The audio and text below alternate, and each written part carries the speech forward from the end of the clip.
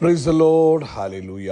സ്തോത്രം സ്തോത്രം സ്തോത്രം സ്തോത്രം സ്തോത്രം. കർത്താവിൻ്റെ അതിപരിശുദ്ധമായ തിരുനാമം ഈ അനുഗ്രഹിക്കപ്പെട്ട പ്രഭാതത്തിൽ വാഴ്ത്തപ്പെടുമാറാകട്ടെ. പ്രിയപ്പെട്ട ദൈവമക്കളെ, നമുക്ക് ഒരുമിച്ച് 2024 ജൂൺ മാസം 14 വെള്ളിയാഴ്ച പ്രഭാതത്തിൽ കർത്താവിനെ ആരാധിക്കുവാനും കർത്താവിനെ സ്തുതിക്കുവാനും നമ്മുടെ സ്വർഗീയ അപ്പ നമുക്ക് ഒരുക്കി തന്നിരിക്കുന്ന നല്ല സമയമായത്.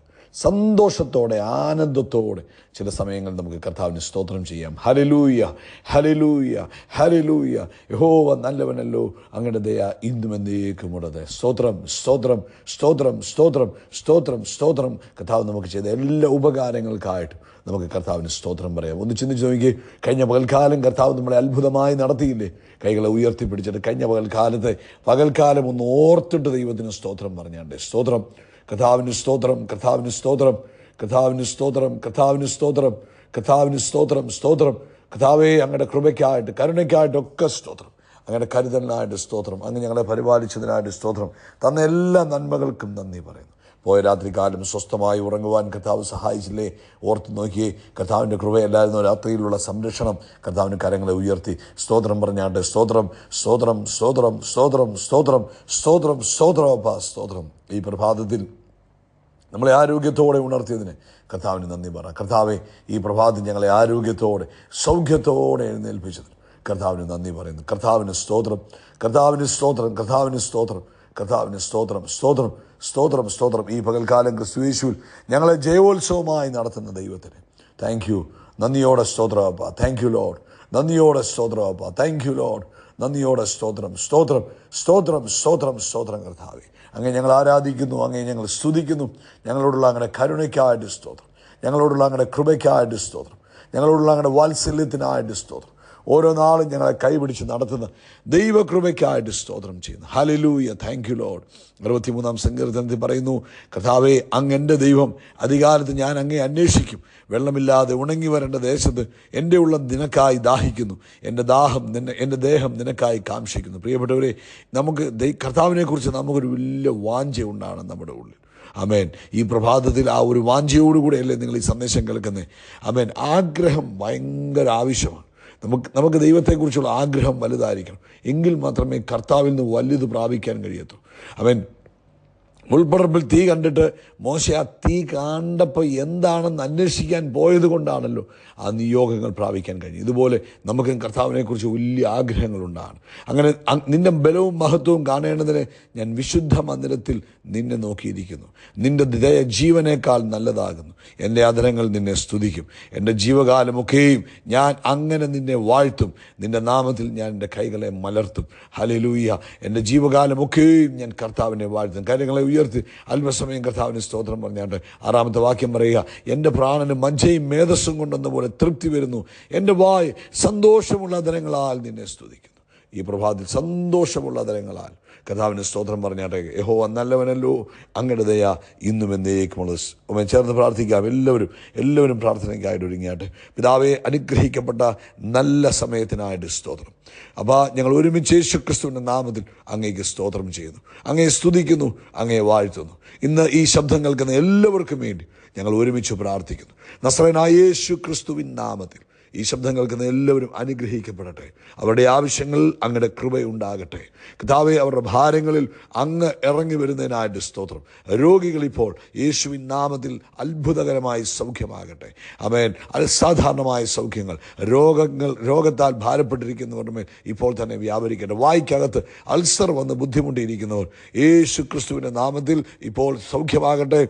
അത് നാച്ചുറൽ ഹീലിംഗ് അല്ല, ഒരു സൂപ്പർ നാച്ചുറൽ ഹീലിംഗ് ഉണ്ടാകട്ടെ എന്ന് പ്രാർത്ഥിക്കുന്നു. അതുപോലെ സൈനസൈറ്റിസിൻ്റെ പ്രശ്നത്താൽ ഭാരപ്പെട്ടിരിക്കുന്നവർ, നേസൽ കൺജഷൻ അനുഭവിക്കുന്നവർ, മൂക്കിൻ്റെ അവിടെ വളവ് അനുഭവിക്കുന്നവർ, യേശുവിൻ നാമത്തിൽ ഇപ്പോൾ സൗഖ്യമാകട്ടെ. യേശുവിൻ നാമത്തിൽ സൗഖ്യമാകട്ടെ. അതുപോലെ ഗ്ലാൻഡുകൾ എൻലാർജായി ബുദ്ധിമുട്ട് അനുഭവിക്കുന്ന കുഞ്ഞുങ്ങൾ, അതുപോലെ പ്രായമുള്ളവർ ഇപ്പോൾ യേശു ക്രിസ്തുവിൻ്റെ നാമത്തിൽ സൗഖ്യമാകട്ടെ. പരിപൂർണ്ണ സൗഖ്യമുണ്ടാകട്ടെ. എല്ലാ ബ്ലഡ് റിപ്പോർട്ടുകളും നോർമലാകട്ടെ. എല്ലാ സ്കാനിങ് റിപ്പോർട്ടുകളും നോർമലായി വരട്ടെ. യേശുവിൻ നാമത്തിൽ എല്ലാ ബയോപ്സി റിപ്പോർട്ടുകളും നോർമലായി വരട്ടെ. കർത്താവിൻ്റെ അത്ഭുത പ്രവൃത്തി ഇപ്പോൾ തൻ്റെ കുഞ്ഞുങ്ങൾക്ക് വേണ്ടി നീട്ടിരിക്കുന്നതിനായിട്ട്, വെളിപ്പെട്ടിരിക്കുന്നതിനായിട്ട് സ്തോത്രം ചെയ്യുന്നു. അതുപോലെ കർത്താവേ, കോർട്ട് കേസുകളോടുള്ള ബന്ധത്തിൽ ആമേൻ ആമേൻ ബുദ്ധിമുട്ടുന്നവരുണ്ട്. കർത്താവേ, അതിനകത്ത് കർത്താവിൻ്റെ വലിയ പ്രവൃത്തി വെളിപ്പെടണമേ. നീതിയോടെ ന്യായം വിധിക്കുന്ന ദൈവം തൻ്റെ കുഞ്ഞുങ്ങൾക്ക് വേണ്ടി അത്ഭുതങ്ങളെ ചെയ്യണമേ. യേശുവിൻ്റെ നാമത്തിൽ തൻ്റെ മക്കൾക്ക് വേണ്ടി അത്ഭുതങ്ങളെ ചെയ്യണമേ എന്ന് പ്രാർത്ഥിക്കുന്നു. ഹല്ലേലൂയ.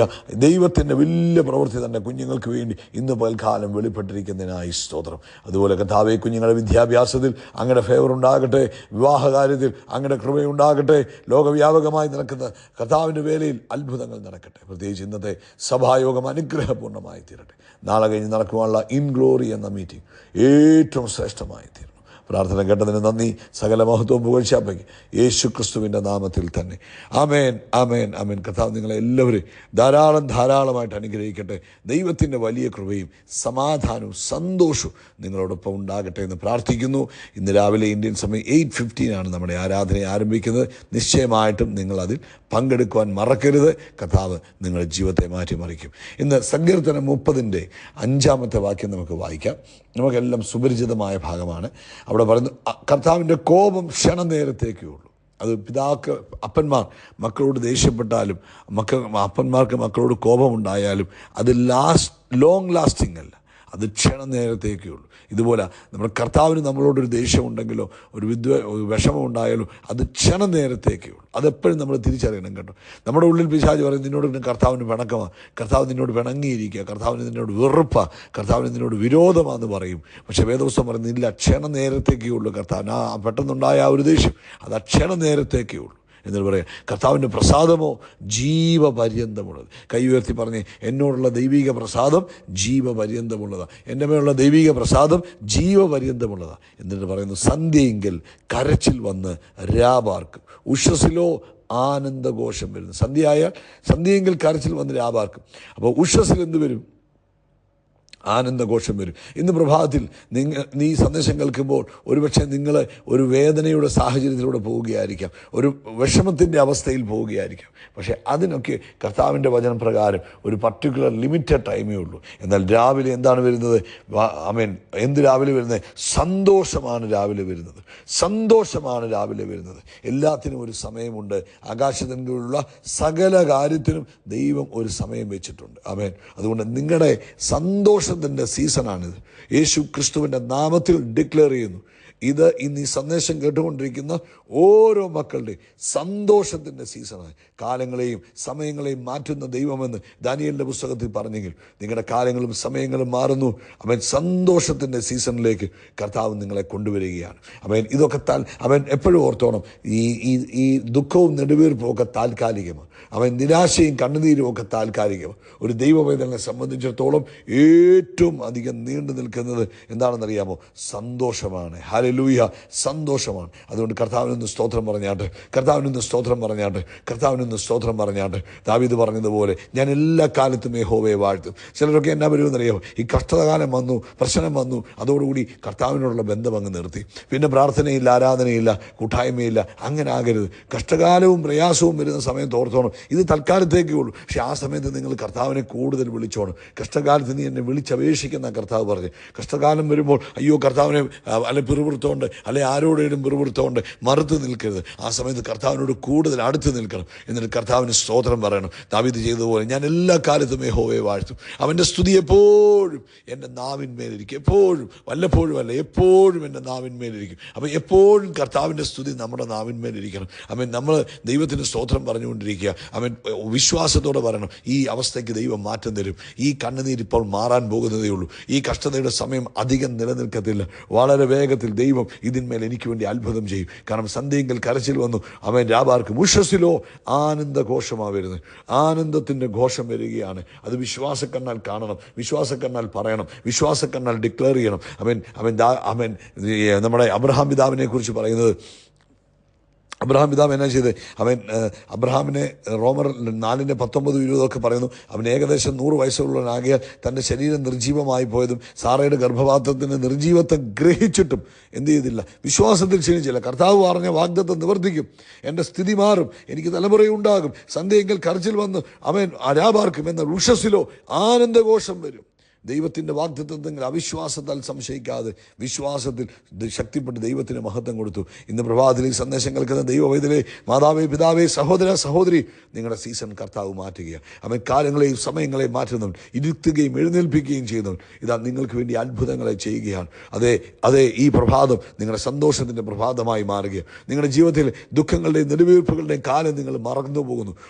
ഒരു ഗർഭിണിയായ സ്ത്രീ താൻ പ്രസവിച്ചു കഴിയുമ്പോൾ തൻ്റെ ഗർഭകാലം മറന്നു പോകുന്നത് പോലെ, കുഞ്ഞിനെ കണ്ട് ആനന്ദിക്കുമ്പോൾ താൻ ഗർഭകാലത്തും പ്രസവ സമയത്തും ഉണ്ടായ വേദന മറന്നു പോകുന്നത് പോലെ നിങ്ങളുടെ ജീവിതത്തിൽ നിന്ന് ദുഃഖത്തിൻ്റെയും കഷ്ടതയുടെയും കാലങ്ങൾ മാറിപ്പോകുന്നു. നിങ്ങളുടെ ജീവിതത്തിൽ നിന്ന് അത് നിങ്ങൾ മറന്നു പോവുകയാണ്. മറിച്ച് ഉല്ലാസത്തിൻ്റെയും ജയത്തിൻ്റെയും ഘോഷം നിങ്ങളുടെ ജീവിതത്തിലേക്ക് നിറഞ്ഞു കവിയുന്ന ഒരു സമയമായത്. അതുകൊണ്ട് കരങ്ങളെ ഉയർത്തി പറ, എൻ്റെ സീസൺ മാറുകയാണ്. അമേൻ. ആനന്ദത്തിൻ്റെ സീസണിലേക്ക് ദൈവം നമ്മളെ പ്രവേശിപ്പിക്കുക. അമേൻ. ഈ വചനങ്ങളാൽ കർത്താവ് നിങ്ങളെ അനുഗ്രഹിക്കട്ടെ. ഈ സന്ദേശം കേട്ടുകൊണ്ടിരിക്കുന്ന ഓരോരുത്തരുടെയും ജീവിതത്തിൽ ആനന്ദത്തിൻ്റെ സീസണായി മാറട്ടെ. യേശു ക്രിസ്തുവിൻ്റെ നാമത്തിൽ അത്ഭുതങ്ങൾ നടക്കും, അടയാളങ്ങൾ നടക്കും, വീര്യപ്രവൃത്തികൾ നടക്കും. നമ്മൾ ഉയർച്ച പ്രാപിക്കും, അത്ഭുതമായി മാറും. We are blessed, we are really blessed, we are permanently blessed and highly favoured. God bless you, God bless you, God bless U.